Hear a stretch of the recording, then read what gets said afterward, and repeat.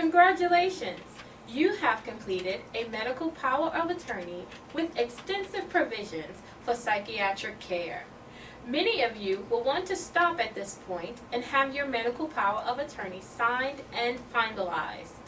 Because Virginia laws concerning medical powers of attorney may be more stable and less vulnerable to legislative changes, there are some significant advantages to medical powers of attorney. At the same time, psychiatric advance directives or medical advance directives for psychiatric care, as they are called in Virginia, have very specific provisions for enabling your agent to make decisions over your protest during a psychiatric crisis.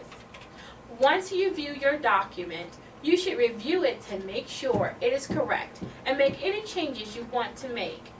Once it is complete and correct, you need to sign it in the presence of 2 witnesses.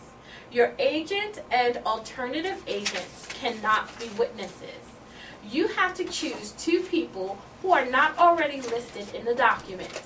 Virginia law does not require your medical power of attorney to be notarized, but it is a good idea if you can do so.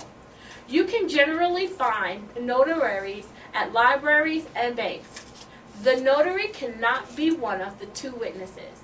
If you choose to use a notary, then you and your 2 witnesses must sign the document in front of the notary, and you must show some form of identification.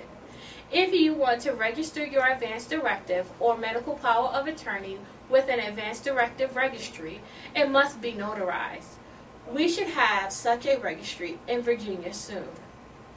If you have given your agent the power to do anything over your objection, you will see a line for the signature of a physician or licensed psychologist. By signing the document, the physician or licensed psychologist is stating that you understand the decision to give your agent this power and you are aware of the possible consequences of this decision. Your agent will not have the power to act over your protest unless the form is signed by a physician or licensed psychologist. The signature can be obtained either before or after you and your witnesses sign it. After all of the signatures have been obtained, you should make several copies of your advance directive. Either you or your agent should keep the original in a place where it can be easily found.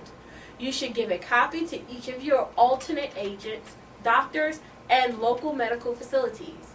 You may also choose to give copies to other family members and friends, your clergy, case manager, or others. Be sure to keep track of the copies you distribute because if you ever want to make any changes, you will need to notify these people.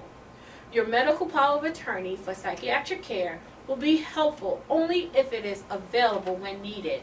If you are unable to tell someone where it is located, how will people know you have one? There are several things you can do. Make sure your advance directive is filed at your local hospital or hospitals.